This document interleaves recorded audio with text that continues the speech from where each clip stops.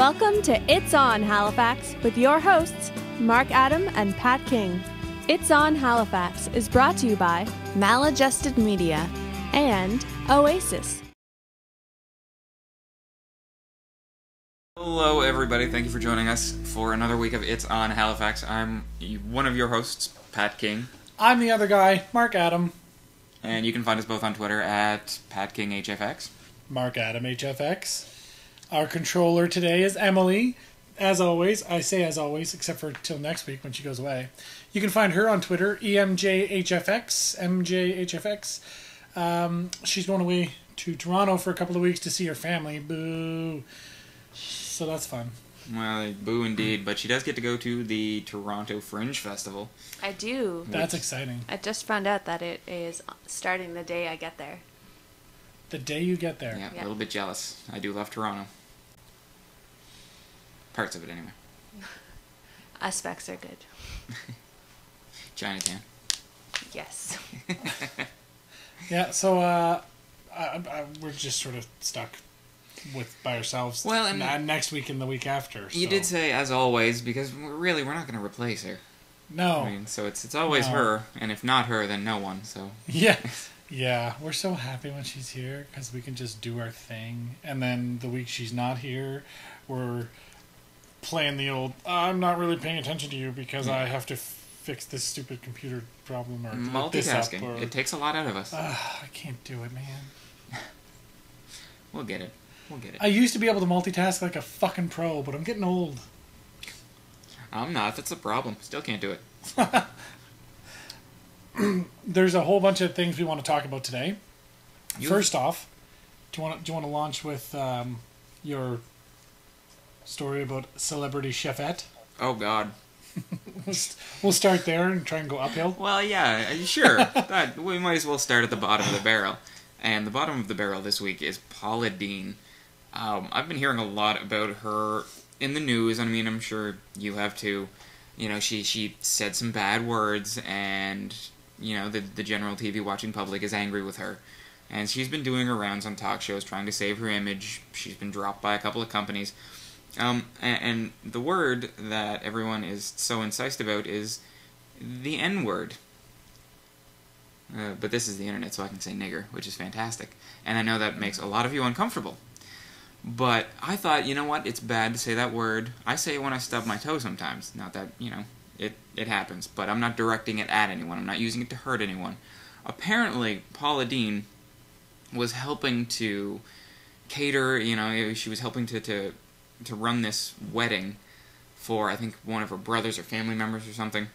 And they wanted to have a classic old plantation wedding. And the things that this woman said were just... I want you to find some of them, Emily. Find some of the quotes. Yeah, some of the quotes. Because when I thought, you know, an old plantation wedding, that's nice. You know, have it on a villa. You know, a lot of, you know, the cotton fields or the corn fields kind of blowing in the wind. Everyone sipping like iced tea, having mint juleps. I thought, you know, that's super classy. But they were like, no, I mean a real plantation wedding. Like, dress the black people up in cotton puffy shirts and stick them in the back of the kitchen, give them their own bathroom. Like, what the fuck? So you're trying to recreate slavery with the staff. Like, it absolutely blew my mind. This was one of the single most ignorant and hateful things. This woman should be up on charges, not just being dropped from her sponsorships. That's awful. I know, and it's so strange because you go through all these, like, a lot of the news media reported on it, but very few of them actually have any of the quotes or anything that was said or any of the really, really awful shit that went down. Nobody commented on it. Trying to think of where it... Honestly, it's probably on the front page of Reddit. Can I just go back and say that before you mentioned her name this morning, I'd never fucking heard of this woman. Never? I've heard the name, I guess. I have no idea what the lady looks like. I've never seen a show with her on it. Well, she was made fun of on South Park at one point, which is, I think, how I know her. I didn't know what she did or what she even cooked, really, as far as a specialty chef goes. Apparently, she's a baker. She's got books at Walmart and Target, and yeah, she's kind of targeted at the South and like Middle America and just kind of the low end celebrity chefs. So essentially, the comments were something to the effect of, like, these black people that were helping at this wedding, we should get them on a boat and send them back to Africa today or something? Well, I mean, even worse stuff, like people walking up to them and saying, "Don't you wish you could just wipe the black off your face and be like me?" Or like, they had their own bathroom. And this is Paula Deen, the pictures here? Yes. She does look racist. She just looks over-tanned. Like, she looks like she's trying to be black in some of these with how tanned she is. Should maybe she's just a redneck. Check out the front page of Reddit, Emily. It's probably on there. Reddit is definitely where you go to get any controversial materials. Well, no, kind of. But I don't know. Like, people should be more angry than they are. Like, she's almost going to get away with it because of creative media manipulation and selectively removing information. I mean, without context, the word nigger, not so bad. It's just a word without context. But the second you give this issue context, she is immediately 10 times worse than anyone ever suspected that she might be. Yeah, that's... And when you're suspected of being racist, being 10 times worse is a lot worse. Yeah. Racially obvious, or racially oblivious Paula Deen. See, yeah, some of these comments are... This was essentially... The article that I was reading was like by a chief justice or something. Of course I use the N-word in front of black workers at my restaurant. If those little darlings don't like it, they can just ride the butter boat back to Africa, sweetie. What? Is that something she said? Yeah, well, I mean... Was that a quote? Wants to have black slaves at her southern dinner party. Yep.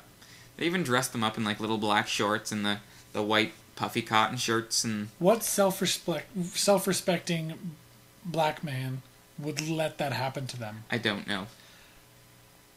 Like, that's the question that I'm left with. Like, I get it if you're doing it in a movie, because it's... especially if it's a historical portrayal. Oh, yeah. You see it a lot in... well, that's art. That's... I suppose. Come on. Where it's not making fun of those people. It's a historical recounting. And I mean, the movie itself might even be a critique of it. Exactly. Yeah, I'm trying to think of an example. Glory. Was another movie? I'd mentioned Roots earlier. I mean, when I said that the Paula Deen stuff was just some straight up like Roots Kunta Kinte type shit, I wasn't even kidding. It's just what they are. They're jokes. Most jokes are about Jewish people, rednecks, black folks. I don't make up the jokes. I don't know. I can't myself determine what offends another person. The entire waiter staff was middle-aged black men, and they had on beautiful white jackets with a black bow tie. I mean, it was really impressive. That restaurant represented a certain era in America. After the Civil War, during the Civil War, before the Civil War, it was not only black men, it was black women. I would say they were slaves. But yeah, I don't know. After reading that this morning, the issue took on a whole other gravity with me, and I've been kind of keeping a sharper eye on it. Yeah, I had no idea about any of this until this morning when you mentioned it. So I'm sort of reeling, and I'm still in the holy shit, this actually happened phase of the whole ordeal. That said, racism is bad, okay? Don't be racist, okay? And there was a lot more that I ended up talking about today, just today actually. The cabbie on the way over here really had, didn't have a lot to say, but he humored me about the new decision that the Sobeys company is selling Empire Theaters, and we're going to have Cineplexes all around now. Which will make my Cineplex app more useful. But what does that mean as far as changes to how we watch movies here? Employment status for Cineplex people now that they're not Empire employees. Does Cineplex have a good or a bad employment, employer sort of reputation? I really can't find many negatives. I don't really think there's going to be much of a difference. I mean, frankly, Empire Theaters has had a monopoly on the theater industry in the Maritimes for a while, and so it's just going to switch to a different company who has a monopoly on the theater industry here. Yeah, well, and is it Better the Devil You Know, or like what situation are we in? Well, what I had been speaking to this cabbie about was essentially the fact that Cineplex is much, much larger. And on that kind of a scale, that gives them the freedom to be a little less tight with the way they charge or the money that they spend on events and that kind of thing. I mean, apparently they've got a really great Fan Favorites Friday and Classics Monday that they do multiple times a month. I hope cheap nights don't go away, though. Tuesday nights. That's true. That's one thing I love. Although if I see a general fall in admission prices across the board, then maybe it kind of balances itself out. That's true. But Tuesdays are nice. Went to see World War Z last night. Oh. $15 for the ticket. Yeah, movie prices have gone way up. Yeah, they're getting Although, I went to try to go see a movie when I was in the UK last summer, and it was almost $25 for a movie ticket. But you can buy a beer there, can't you? Yes, you can buy beer in the movie theaters. And their prices differ depending on what time you're going to see the movie. So if you go to see an earlier movie, it's cheaper, but if you go to see a later movie, it's more expensive. I feel like that should be a thing. I agree, as opposed to like different prices on different days. Yeah. But still, $25. That's a lot. That's excessive. And then concessions are just even more expensive. Concessions at the movie theater have always kind of been highway robbery, but they have you over a barrel. Well, but that's the thing. They're not in the... And I'm pretty sure one of the heads of Empire had mentioned this. They're not in the movie business. They're in the candy business. They make their money on concessions. So... Not from me. Well, exactly. I don't eat it either. I bring in my own stuff. I always get a big bucket of pop. Yeah. I like my big The bucket of only pop. thing I get is popcorn, because I love movie theater popcorn. But if I want candy, I go to the grocery store before a show and just buy a bunch of candy there. We used to go to the bulk barn and buy Yes. giant bags of like Reese's peanut butter or Reese's Pieces and shit like that. But the rising movie prices, that's not really a symptom of the cinema industry at large. I mean, that's not really where they make their money. That's struggling movie studios. You think? I think it's got a direct correlation, yeah. Well, I was reading an interesting article the other day about how movie theaters make barely anything off of ticket sales. In the first few days the movie is open, they only get something like 10% of what they sell in movie tickets.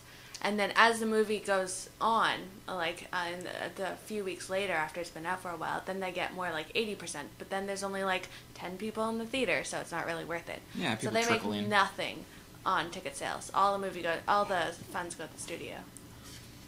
Yeah, so if you're seeing higher and higher ticket prices, it's generally a reflection of studios needing to make their investment back, and they've got so much control that, especially with like blockbuster movies that. Do you think that has something to do with movie piracy and torrents? No, but it's got everything to do with a really thriving indie industry and a vast reduction in the costs of operating and making your own films. I mean, hell, we shot a 10-minute pilot over the course of the last couple of months.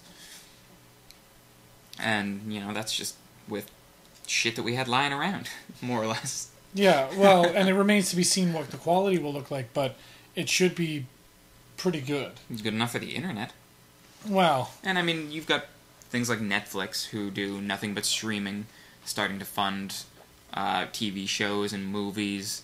I mean, this is going back to the mid to late 80s when Miramax started picking up absolutely everything indie. When Clerks became a huge hit. That was the beginning of it all. And then, exactly, and studios really took advantage of the indie filmmaking, and I think now we're seeing streaming movies do that, like streaming media do that, where big studios are shelling out hundreds of millions of dollars to make these overwrought, destruction porn. Yeah, like we're not fiascos. seeing the same kind of quality movies as we used to. Like, you don't see movies like The Last Stand, movies like The Expendables, big expensive shit's just blowing up all the time. Transformers, Pacific Rim. Look at the new Superman too. I didn't really agree with. I didn't really agree with the amount of. Oh man, it was very highly the CGI. destruction. Holy fuck! I mean, and the CGI is where most of the money gets spent in studios now. And The Life of Pi. They filmed that in a hangar with a bunch of green screens around it. And the way that was their set. The way the visual effects industry works, these people are getting a lot of work, and they're doing it for too little money, and not getting enough credit. I mean, the company Rhythm and Hughes that did The Life of Pi went bankrupt. You know, they're getting taken advantage of. Even though their movie won an Oscar. Yeah, it's modern day slave labor. The studio that produced the movie made a shit ton of money. Mm-hmm. Yeah. But the people who actually made the movie went, and now they're starving somewhere. Yeah, pretty much. So I mean, the great movies are still getting made, mind you, and they always will, one way or the other. But we have to go looking for them, you know, and they might. The problem funding is always going to be an issue. Well, the problem I feel is that these blockbusters, these studio movies, are generally the only ones that you see in theaters. They can pay to be there. A lot of the other indie movies, you know, you have to see them at local art houses, or you know, the experience is reduced. Distribution is an issue when it comes to theater experiences. That's why I think Andy Bush. That's why he went internet with his series. Everyone's Famous. He just said, "Fuck everybody else.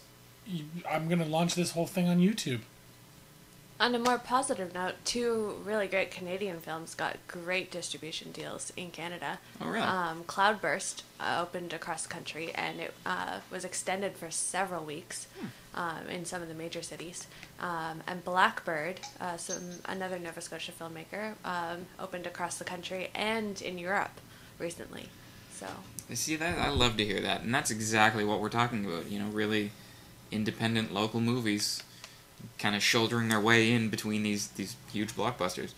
Speaking of local and money, taking a sidestep from film to theater a little bit, there's a local playwright. Her name is Kristen Slaney, and I actually worked with her before, and she's awesome. She had started her Indiegogo campaign to get tuition. She was accepted to Columbia University's playwriting program. They accept 10 people a year, but her tuition is a ridiculous number with a few zeros after it. It's $49,000. Pretty much, they call it $50,000, really. She's going to be in the program for 2 years. $49,000. I really like her incentive goals. Yeah, the Indiegogo campaign allows you to create incentive goals. If you donate X amount, you get this. They're appropriately creative. Yeah, she will write you a ukulele song for $100. She'll write a monologue with your name for $200. She'll write you a postcard when she gets to New York for $50. And a monthly newsletter for $20. Oh, so she's going to be updating all of the I guess donators. Well, she's also, like, knowing her, she's not really the type of person that would ask for money. I remember her talking about this well before her campaign went up, and she was really unsure about asking for money for this type of thing, because some people have a different view on it. But I mean, look at all the money she's applied for scholarships. She has $15,000 in scholarship money. She's waiting to hear about some grants that she asked for from the government. So she's trying to get money in various ways, and it's a ton of money. So there's only so many things you can do. Yeah, and she's laid it out. If you go to her Indiegogo page, the link is available on our Facebook page, facebook.com/itsonhalifax. The link is there. Click on it. Visit her Indiegogo campaign. She breaks out why she needs the money, how much she already has, how much she's hoping to get in grants. Her goal on the Indiegogo campaign page, I believe, is $8,900 or $8,500. And I think, and she's over $1,000 already. Oh, so that's fantastic. Mm-hmm. Keep donating to her. Share this everywhere, please. Yeah, share it. Support a great Nova Scotian playwright, because she will come back from that program and be, I mean, she's already amazing, but even be even more amazing and continue to support this community. Yeah, she will come back to help Well, Nova Scotian theatre. what better way to support the arts in your community or in general than to actually better somebody at doing what they love to do? I mean, Yeah, taking help educate. catapulting a huge talent even farther, and maybe being part of history, being something great when she becomes, you know, one of Canada's most famous playwrights, or Yeah, you know, I gave her $20 once. Yeah, exactly. Starving artist turns awesome. And it's hard enough. I mean, the arts in general, I think, are struggling now more than ever. I mean, people don't seem to want to pay people, especially for those intangible ones like theater. And that's the thing. Art is a hard thing to support financially because you never know what that money's getting. Yeah. But I'm telling you, this girl, her Indiegogo campaign is worth supporting. It's going to get her through school. It's not like she isn't trying everything she can to raise the $49,000. And that's just tuition. That's You just know how much tuition. it She's got costs other to shit live too. in New Yeah. York. Plus, Yeah. plus she has to pay rent in Manhattan. I love her campaign name, Slaney Takes Manhattan. I think that's awesome. Yeah. Kristen Slaney, worth supporting. Best of luck to you, lady. Yeah, it's one of those things.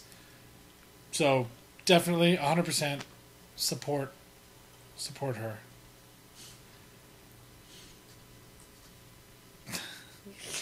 You're gonna post that with the link still in it? Well, it's going to go on Twitter. Yeah, So but if you delete the link that's in there, it stays. On Twitter, too? Yeah. Okay. Oh. Let's move on. This is not what the viewers want That was to a hear. Facebook tutorial right there. Yeah, look at that. Teaching you. It just drives me nuts when you see the link and then there's a link and then on Twitter you get 2 links. Do you even Twitter, Emily? Do you even lift, bro? Moving on. Moving on! Thank you for keeping us on task. What are we going to do when she leaves? Moving on. What's the next subject? You're our taskmaster today, so you have to tell us. We should put on our little black bow ties. Speaking of local and theater, film, all that shit, the Nova Indie Cinema Expo is, well, it's in November, but submissions are open. If you are a Nova Scotian filmmaker or you know a Nova Scotian filmmaker, send them to novaice.ca. Nova ICE. The Nova Indie Cinema Nova Indie Cinema Expo. I can't even say it. You named it. Shut didn't you? up.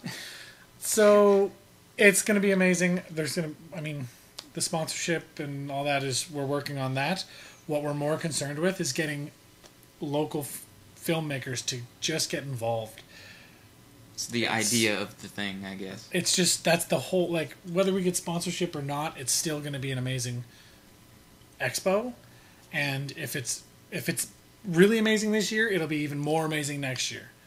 You can follow the campaign on Twitter, Nova Indie Cinema, or Facebook, facebook.com/Nova Indie Cinema Expo, or as I said, novaice.ca is the website, where you can get info on how to submit and what's all involved. If you have any questions, you can, when you visit that website, there's some email contact links you can click on and ask some questions. Not a problem. Not a problem. So, I asked the question this week, what is the most precious item you own? I posted it with a picture of a cat that was ridiculous. Anyway, internets and cats, man. You're a weird man. Shut up. Anyway, what is the one thing that you couldn't live without? The one possession you own that if you lost it, or if it was broken or damaged or, taken away in any form, you don't even know how you would cope. What is the one thing? I'd said my iPhone 5. Because I use it constantly, and because of the Siri functionality, it's even more important now than when I had the iPhone 4, because it's my secretary. It sets up appointments for me. It knows when I can just push a button while I'm typing, working away, push a button. What do I have on the go today? And it lists out all my meetings and whatever, and I can change. Oh, move this to 4 o'clock. Da da da. It's like having a secretary at the push of a button. It's very important in keeping me organized. It's a lot faster. Having this takes a half an hour off of my day. Of sitting there trying to type things into my calendar and da-da-da. Just being able to speak while I'm doing something else. Like, it seems like such a stupid thing, but it saves me a half an hour a day. Not really, no. Coming to think of it, I think actually typing in all that information is the reason I don't use my phone for scheduling things more often, which I might benefit from. You never know, maybe you'll get me on board with this. I'll be one of those guys who talks to his phone. Welcome to the other side. Yeah, no, seriously, it saves me time in my day. I don't typically use it at home a lot, except for texting. The other day, I was sitting out on the deck, and I was barbecuing, and I had the phone there, and texts were coming in, and I could reply by pushing the button and just speaking. Hit send, off you go. It's pretty awesome. So, I want to know, what is your most prized possession?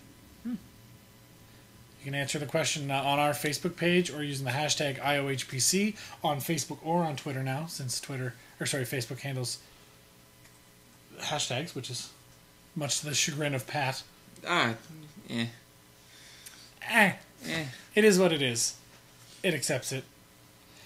So, what else is on the docket there, Ladyface? There's a billion reasons not to give stores your postal code or zip code.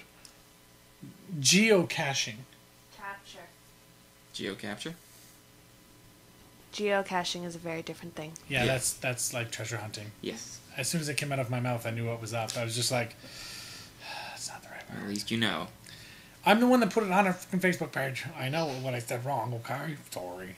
Anyway, moving on, as Emily would say. GeoCapture is basically knowing your name, because if you pay with a credit card, they get your name. If they know your postal code, that's all they need to find out where you live, to mail you shit. Like, it's terrifying, the information they can find out by knowing your zip code and your name. Huh. And there's an entire article that you can actually scroll through and read from Forbes that explains the whole thing that I was just talking about. All the different examples of it, and a couple of times where it's actually been, the stores were like, you can't leave. Yeah, that was what I found really weird. It's like, this is not a law. You cannot enforce this. You have to let someone leave the store if they don't want to. Oh yeah. Give No, their I would just postal laugh code. at somebody who said that. they No, you called can't The leave. situation was she was trying to return an item, and they wanted her postal code, and she said, well, no. And they're like, well, why not? Well, you can't have my postal code. Just, here's my receipt, which proves that I bought this thing, and here's the item, give me back my money.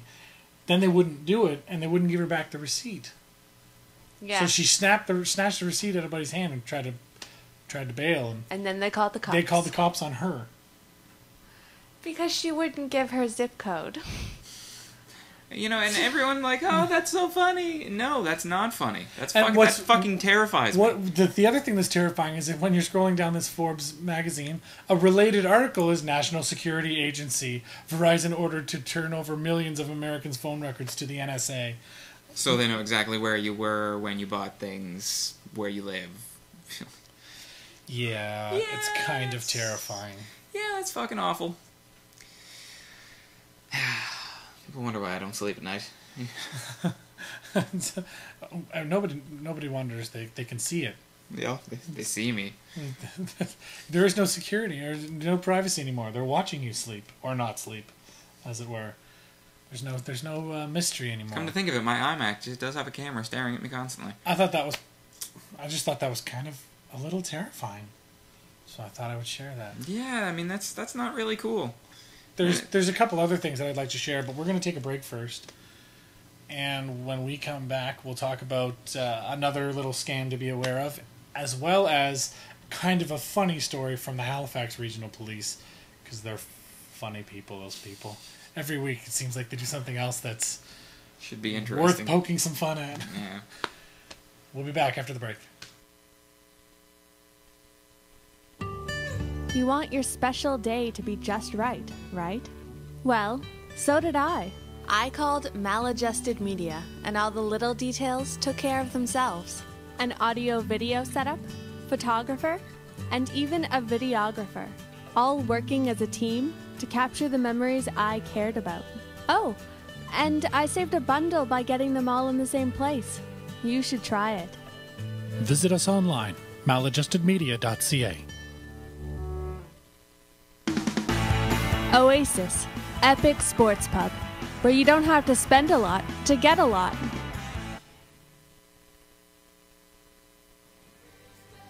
Hi, I'm Dan Soller from My Living Will. You're listening to It's On Halifax.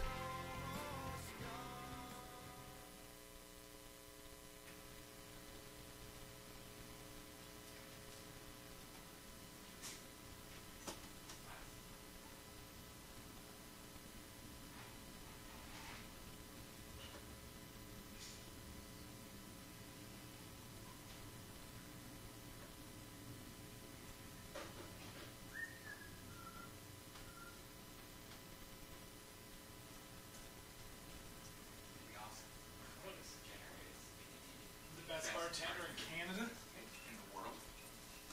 He's already the best bartender in Canada. Exactly. You guys gonna be really disappointed if he loses. Yes. Well, not in him, just clearly the system's flawed. Mike's there, by the way. I'm kidding.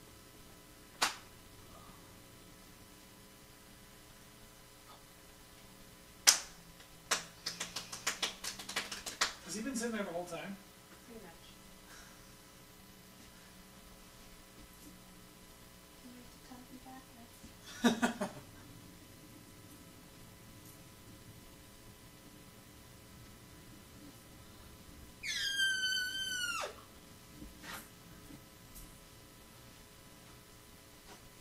I washed this hat, ran it through the actual washing machine. Oh, it's a little funny now. Well, that's how it looked like before, but dirty. Like it had those lines already. Oh, really? Why? Sweat. Ew. That's why I washed it. You wash things You to big make them sweaty clean. man. You're a big sweaty man.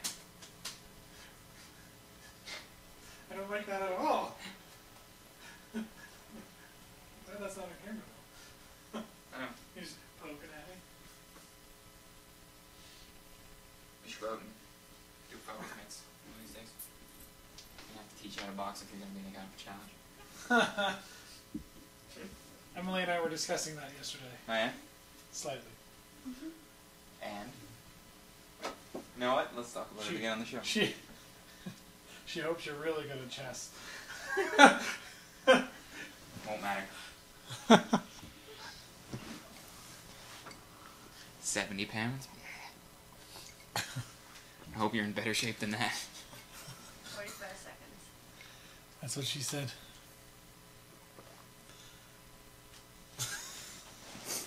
Wait, you mean Emily or like the proverbial she? The proverbial she. That's not what you want her to say, though. Yeah. Half of what she says isn't what people want to hear. 20 seconds.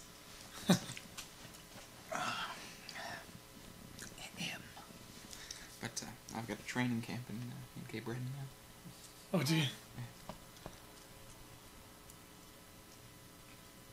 5.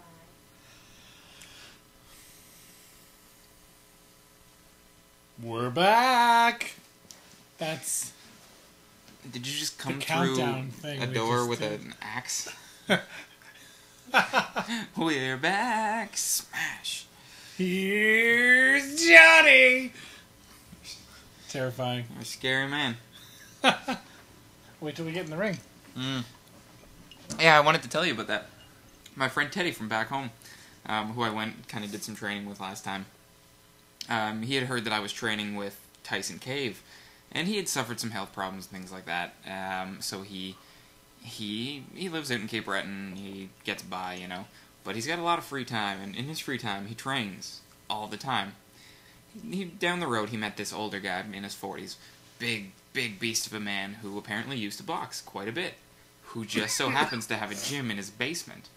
And they've recently bought a speed bag, a heavy bag, a double end bag. There's an uppercut bag, and apparently he's outstanding with the focus mitts, and you know, combinations. He trained people for a long time. So now I've got a little training camp out in Cape Breton that I can go to. I spend 2 weeks out training camp. It's kind of cool. You're taking this very seriously. Well, I take boxing very seriously. I love that shit. I would probably be doing it even if we weren't planning on doing a chess boxing match. Just running back to the last half of the show there, we got a tweet from Starlit Romantic, who was answering the question, what's your most prized possession? He says, likely my laptop. It is my communications device, writing journal, textbook, media machine, etc. Basically my everything. His girlfriend in the future, if ever, has much to look forward to. Yes, she does. He's a very caring man. If he can be that loving with his laptop, imagine. No, it really is. It really is kind of his life, though. I mean, he works entirely on it and I'm writes just ribbing a little. I want to talk about the major crime ring brought down by the Halifax Regional Police.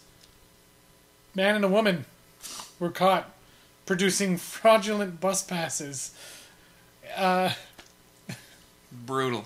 It's a real thing. And they made a big deal about it. And there was a press conference and everything. It's good times.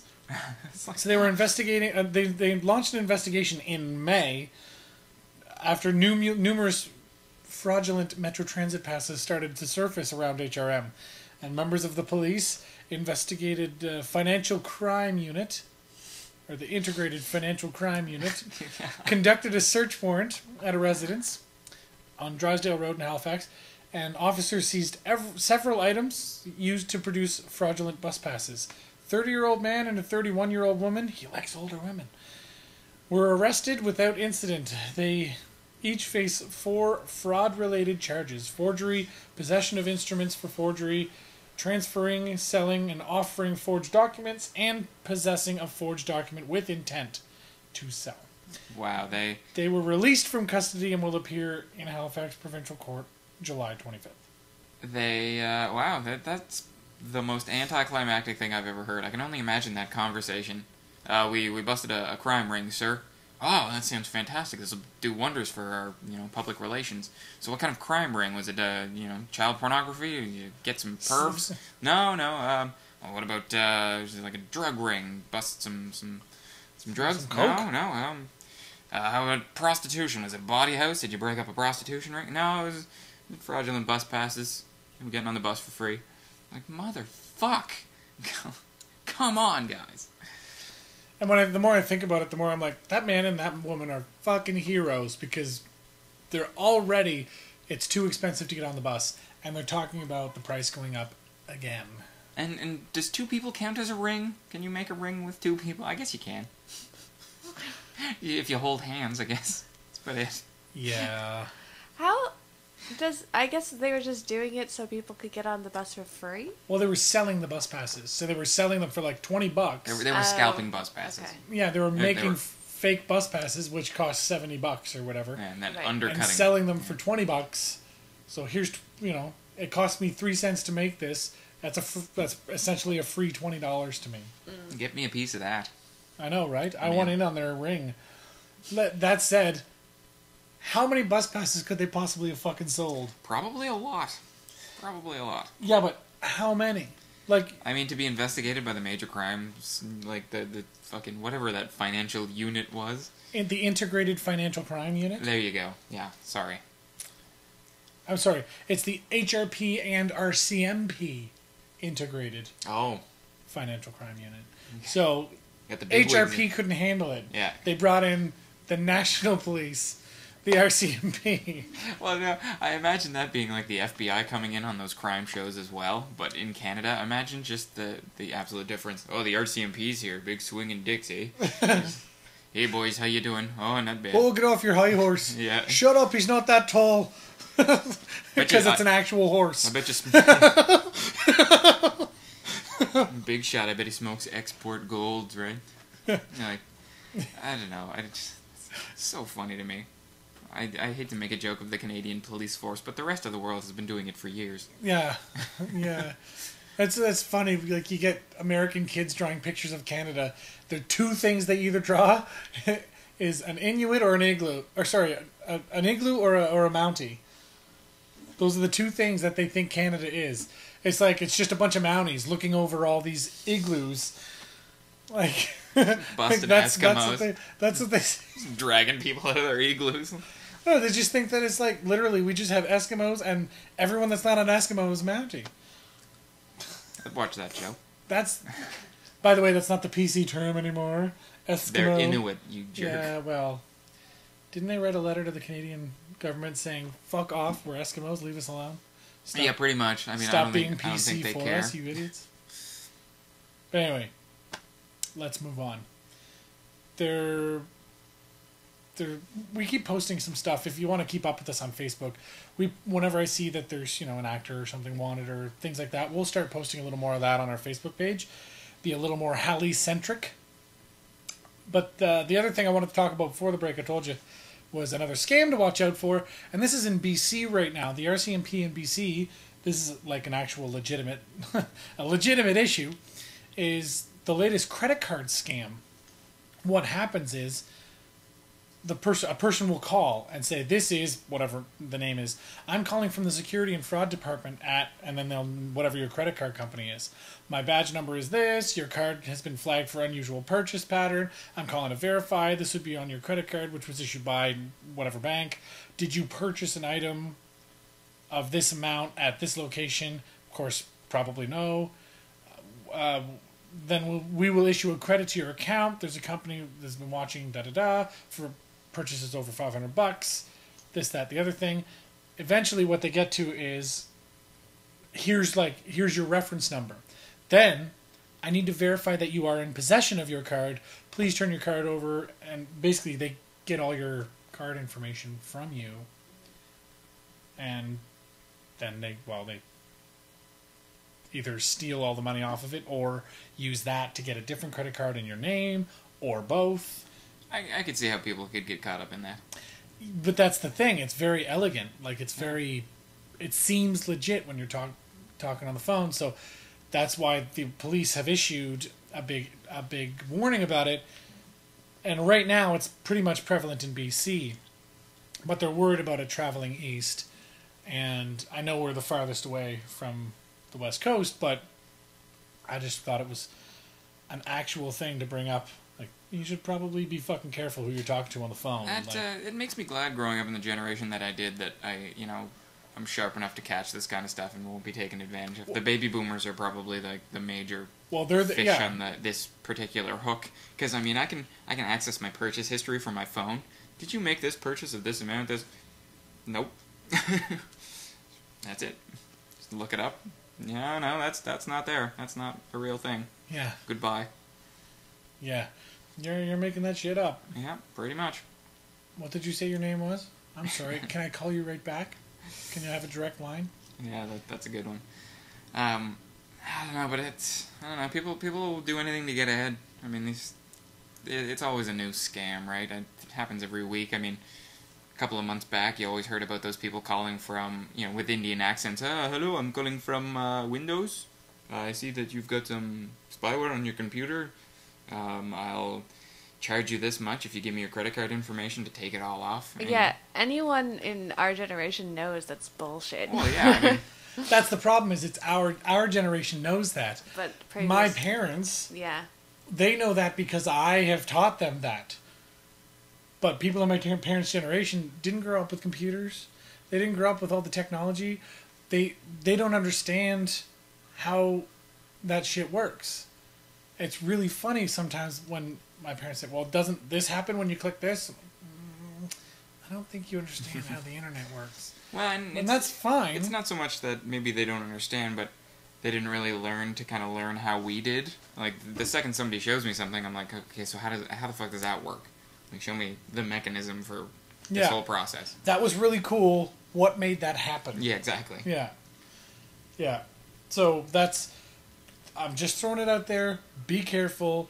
It is, like I said, it's not prevalent yet in Nova Scotia, but that could definitely become an issue here not too long from now. I guess I'm glad I don't have a credit card. Yeah. Well, yeah, exactly. There was a couple other things there. Neil MacDonald, Republican, response to gay marriage. Oh yeah, because DOMA got struck down this. And Prop 8. And Prop 8, yeah. Well, I mean, yeah, that was kind of huge. The Supreme Court. I was reading, like, I think it was the top 12 ridiculous Republican comments on the striking down of these laws, and some of them were just sad. Yeah. There was a couple of quotes in the article that's posted on our Facebook page about this, that just, it's a sad day when unelected judges change the definition of marriage and turn their backs on the will of the voters and their elected representatives. Mind you, the week before that didn't the Supreme Court overrule something or didn't they try to get the Supreme Court to overrule the Obamacare stuff or whatever? Yeah. Wasn't that was the Republicans that wanted the thing that happened to them? They wanted that to happen to the other guys, and now they're like, "Well, that's not right. Like, you can't do that." Well, I mean, and the Supreme Court isn't really like Congress or the House of Representatives or anything like that, where they can just kind of have their own political way with it. Swing them one way or the other, with lobbying or that kind of bullshit, bribing people. I mean, it's the Supreme fucking Court, and the quote that you have here. The Supreme Court is supposed to override the wishes of the voters or their elected officials if those wishes offend the Constitution, which is exactly what the court ruled DOMA did. They are the group of smart people who gets to look at the uneducated masses and go, no, shut up, no, you're wrong, that's wrong, no, that's their function. So people can fucking complain about it all they want, but they have to realize that... But the problem is... The problem isn't like so much. My problem with it isn't the Supreme Court. My problem with the whole process is the fact that these people are so fucking upset that gays can have weddings now. Well, it's because they don't clue in that the fact that the Supreme Court says that it's wrong. I mean, they're morally against something that the Supreme Court has judged to be protected and moral and right. And it's like, fuck you, who are you to say gay people are shitty if the Supreme Court and, Well, it's like... basically the moral compass for the Western world. Yeah, and that's the problem. That's why I posted, this isn't a problem with just America. This is a problem with the world. Like, this is the way that... The Western world, at least. I mean, it's catching on a lot of places. Gay marriage is more legal in the Western world than it is in a lot of other places. I meant Europe. Well, even a lot of Europe is very against it.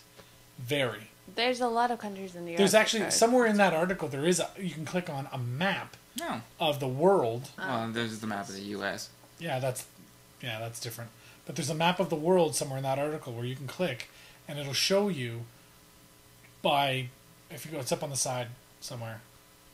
Well, that sounds interesting. Yeah, it'll show you, like, what countries allow same-sex marriage, what countries don't allow it, what ones are in the process of making it happen. Maybe it was on the right. I forget. I saw it in this article. Perhaps a related story. Same-sex marriage laws around the world. Yeah. Yeah, and I mean the amount of politics that goes into something like this. There it is. For it to be a moral decision. See, how much of the world is where it's not legal to get married if you're gay? Yeah, but I mean. But how much? Also, I mean, look at Europe. Look at how much of Europe is not legal to get married if you're gay. Yeah, it's more than actually. Well, it's a whole lot less than I thought. It's legal in Spain and Portugal, France, the Netherlands, Norway, Sweden, mostly just Western Europe, the Netherlands, and in the UK, it's under legislative debate at the moment, and the United States is listed as in some places it's legal. Because there are some states that it is legal. Well, yeah, but I mean the precedence that this decision sets is basically basically lines up the rest of the states to make the change. I mean, what's interesting is it's legal in South Africa, and in New Zealand, and Brazil and Argentina. Brazil and Argentina, but not Chile. And Paraguay. Yeah, these it's legal in some places you wouldn't think. And then the rest is just a lot of backwards places. Well, fuck, There's dude. another map- Australia, it's not legal. Madagascar, Russia, any of the African countries, saving South Africa. A lot of the Middle East. All Asia, of the Middle East. All of the Middle All East. of the Middle East. Almost all of Asia. There's another map I saw recently that actually All of shows Asia. it shows these countries that have legalized it, but it also shows the countries that have criminalized it. And then the countries that have like no opinion.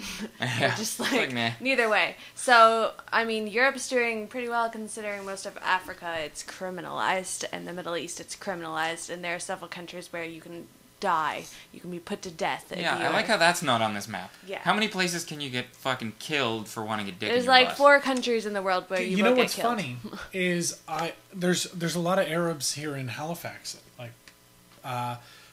and I say funny, I don't mean funny, haha.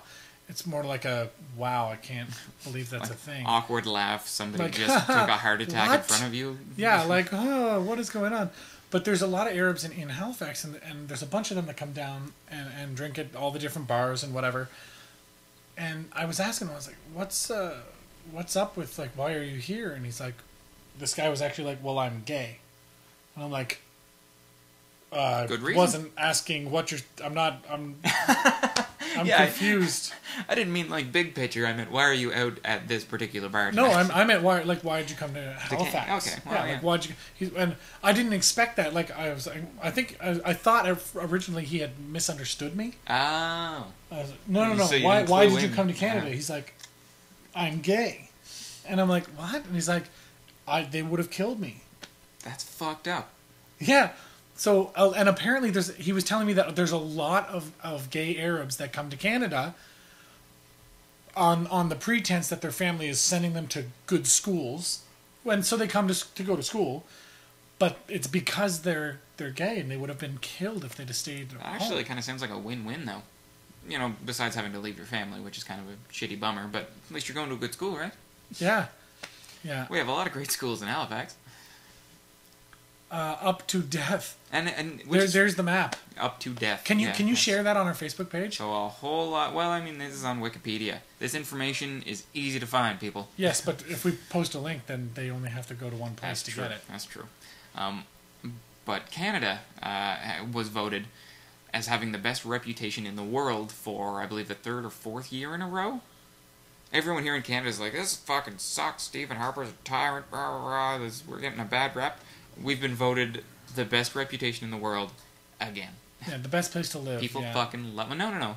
Best reputation as far as the opinion of other people in the world. Just straight up their opinions of what they think of other countries. Best rep across the board. Yeah, and not only that, we fucking look like saints next to the States. Oh yeah. Like when the rest of the world is like fucking America, well, Canada's okay. Like, Death to the West. yeah, Yeah, except I really like the shawarma in Canada. It's yeah, very good. yeah. Like there's nobody in the Middle East like death to Canada. Like that doesn't happen because we don't go in there and fuck their shit up. We're just like, we clean up after America. Like, sorry guys, and we're like putting. There was a propping shit comedian, back up. John Wayne, that compared Canada to a loft apartment over a really great party. Like, boom, boom, boom, keep it down there. Like, What the fuck? like, I thought he hit the nail on the Or head. like with following around your drunk friend, making sure he doesn't get into too much shit. Like bringing down hostilities when he's like, He's fuck like- yeah, I'm he's- America. that. Yeah, no, he's drunk. Come on, Yeah, let's go. sorry, Hey, just- hey, let's go to Cheers. Come on, come on. Our military goes in there and they're like, you hang back at the bases. Us Canadians will go out and patrol and get our asses shot and killed while we play with the fucking Afghan kids and try not to look like complete fucking psychos. I mean, you never hear about Canadian soldiers being the ones to like pee on corpses and burn bodies and desecrate shit. You know, it's No, that's not very something we rarely do That's Canadian not something soldiers we do that. There was another thing I posted to the Facebook page that was pretty awesome. It was somebody actually made and built the Homer car from The Simpsons. Oh, Remember the episode where his half brother Herb, invited him down to design a car for the everyday average American, and he built the biggest piece of shit ever? Yeah. Some guy built that in the States. And Herb was, if I'm not mistaken, played by Rodney Dangerfield? No. Wasn't it? No. Fuck, who was his brother? It's killing me. That's actually really cool, though. Yeah, I forget who voiced him now. But that fucking Emily, car get is on it. awesome. There's a link there. There's actually a YouTube video that you can watch that shows it all off. And they actually taped "Powerful Like a Gorilla" to the engine block. It has a Bort license plate from the Itchy and Scratchy Land episode. Bort? Come along, Bort. Were you talking to me? No, my son was also named Bort. It's pretty fucking awesome. Yeah, that's classic. I'm a big fan. I thought that was pretty good. Emily, it's killing me. Look up the guy who played, who voiced Herb. Homer's brother Herb. Herbert on The Simpsons. I feel like I should know this. This is something I can't go 5 more minutes without knowing. It's really getting at you. Yeah. I don't know. I'm a big Simpsons fan. What can I say? Just Come on, Command F. Command F. Herb. Danny DeVito. Oh shit. Huh. Yeah. Kind of sounds like Rodney Dangerfield, I guess. What? In my defense. Well, no, I guess not. No. Same gravelly kind of voice. That's Rodney Dangerfield. Herb was all gravelly and Danny DeVito. Homer, I want you to build me a car. Anyway, moving on. Sweet. Yeah, let's do This Day in History. How's that sound? Is that something you want to do? This Day in History. I feel like this is going to be... June 30th. June 30th for me has been thus far pretty boring, so hopefully some crazy shit happened back in the day. The Crusaders defeated the Turks at Dorylaeum. Fuck the Turks. I don't know anything about that fight. I'm assuming the Crusaders were wrong. For Christ. The Erie Railroad rolled out its first passenger train in 1841. Korea declared independence from China and asked for Japanese aid in 1894. It's like leaving an abusive spouse. Yeah, and asking a guy who will beat you up later. Hey, Japan never... Well, no, they occupied Korea for a while, didn't they? Japan's a jerk. It's like leaving your abusive spouse only to be raped by the person who lets you stay there. We've lost Emily. I knew we hadn't offended her yet. Alright. Let's continue on. An explosion in Siberia which knocked down trees in a 40-mile radius and struck people unconscious some 40 miles away. It was believed some scientists to be caused by by some scientists to be caused by a falling fragment from a meteorite. Yeah, that happened fairly A recently as well. fragment. A fragment, not even a whole one. That happened. You remember that dash cam in Russia that caught a meteor? That was a couple of weeks ago, or a couple of months ago. Months ago. But they studied the impact of it for a long time, and apparently the shockwave circled the world twice. Yes. That's I don't know. That's huge. We're gonna get hit by a meteorite. Belgian workers went on strike to demand universal suffrage. Voting is good. I guess. Belgians in 1912. I mean, universal suffrage. We barely got to women's suffrage in the 50s. Pardon me. Really interesting there. 1934, Adolf Hitler purged the Nazi Party by destroying the SA and bringing to power the SS in the Night of the Long Knives. 1934. That's terrifying. That sounds equally as horrifying as it was. Yeah, that's one of those things that you're like, ominous. Yeah, that's one of those things that... That should be like one of those torture porn movie titles. Yeah, purged. The purge of the Nazis. Night of the Long Knives. Yeah, that too. That's the SS. Yeah, I mean, the SS, they're basically the stormtroopers. That's scary. Fuck. Now I want to read about that. Yeah, and you will. It's very fun. U.S. President Harry Truman ordered U.S. troops into Korea and authorizes the draft. 1950. Man. Well, the Korean War. Yep. Koreans did not have it easy after leaving China. Fuck China! Hey, you with me, guys? And invasions. Just Oh, left, shit. right, and center. People just coming in there and fighting wars using their dirt. Like, It's almost like a piece of China fell off and we all just fought for it. And they're like, no, we're like independence. Hey, no, fuck. Emily is not impressed with anything you're saying anymore. No, I just read something wrong on one of these, on this one. Russian ballet dancer Mikhail Brezhnev defected in Toronto. I read defected wrong. Defecated? Yeah. Well, I mean, I was like- Brezhnev pooped in Toronto. I was like, why is that news? Anyway. He said it was the day he became lighter and more graceful. It was his first poop. well, I'm sure he cleaned himself out before every performance, right? I mean, And that was in 1974. Anyway, You gotta moving shed on. any weight you can. Yeah, that's awful. That was apparently a pretty big thing, though. 1958, U.S. Congress passed a law authorizing the admission of Alaska as the 49th state in the Union. That was only in 58? Yep. Yeah, Wow. very young state. Hey, Newfoundland didn't join Canada till 1949. Fact. Look at you.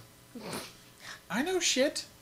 You Shut don't, up. you don't even have to read it off of a computer screen. I don't know what day of the year it was, but I do know it was 1949. I couldn't tell you what day in history, but I can tell you what year. That'd probably get you the points in Jeopardy at least. That's, yeah. This day. I don't know, fuck that. That's too specific. The longest professional football game took place in the United States Football League, the USFL. The Los Angeles Express beat the Michigan Panthers 27-21 after 93 minutes and 33 seconds. In 1984. In 1984. I don't think that league exists anymore. I I- don't know when it folded, but it wasn't long after 1984, I think. But I imagine a football game, the longest football game ever, being really, really difficult to do. Like football's a taxing game to play. Yeah. But also, Yul Brenner. here's one that I like. Just 1 second. What? Oh, Emily was doing her thing. Jeez, Emily, getting in the way. In 1974, the July 4th scene from Jaws was filmed. That's cool. That's I neat. think they're going to be showing that this summer, maybe? Yes, they are. The Summer of Spielberg down on the It's gonna be waterfront. so awesome. Every Friday Um, night we should go. I'm very, very excited to do so, yes. They're starting with E.T., I think. Yep. Which terrified me as a child. Really? I I had love That, E.T. see, that doesn't make Nightmares. sense. I was so afraid of E.T. It was weird looking. Yeah. But I had one of those little E.T. plush dolls. And I don't know. When I was a kid, I identified Who did the with- soundtrack to that? That was John Williams, wasn't it? Yeah. Yeah. John Williams has done almost every But they're every all the Steven same Spielberg fucking movie. music. Oh, don't even. The theme to Jurassic Park is pretty much E.T. backwards. Come on, the theme to Jaws, 2 notes. Fuck you, that was brilliant. Da-na, Da-da. da-na. He did that with 2 notes. And everyone knows it. And I liked how modest he was when Spielberg asked him to do Schindler's List. John Williams watched the movie and said, I'm not a good enough composer to do a movie of this scope. And he's like, yeah, but the composers who are all dead. He was talking about like the great composers. And I think John Williams did an admirable job. Don't you shit on John Williams. Fucking jerk. Oh, Star Wars. Yeah. But if you play the E.T. soundtrack, like the E.T. theme backwards, it's pretty much Jurassic Park. That's not a joke. I would like to see that side by side. We'll see. I'm going to call you bullshit. Anyway, moving on. Yul Brenner left his role as the King of Siam after 4,600 performances in The King and I. I can't imagine doing a show for that long. Dude, I've done runs where we do 20 shows and I'm spent. Like, Yeah. 4,600. I suppose if that was the only thing you did and you get paid a lot of money to do it, I could probably do it for a while. 4,600 performances is a lot of fucking performances. I wonder how long that was. You're doing 8 shows a week. That's unbelievable. I feel like he almost, like, as an actor, how do you distance yourself from a character being them that often? It'd be difficult. And it's not like TV where you're like, okay, cut, and then you can be yourself for a second. You don't get that moment. When you're on stage, you're on fucking stage. There is no buffer between you and the audience. You don't get to drop character at any point. It is harder. Here's one that's very, very relevant. 1986, the U.S. Supreme Court ruled 5-4 that states could outlaw homosexual acts between consenting adults. So, we've gone a long way, and, you know, I guess that took almost 40 years. Yeah, 30 years. Yeah, that is a long time. And you know what? The decision against DOMA and Prop 8 was also 5-4. Oh, wow. Yeah, I know. It shouldn't. It has no right being that close. No. But there you have it.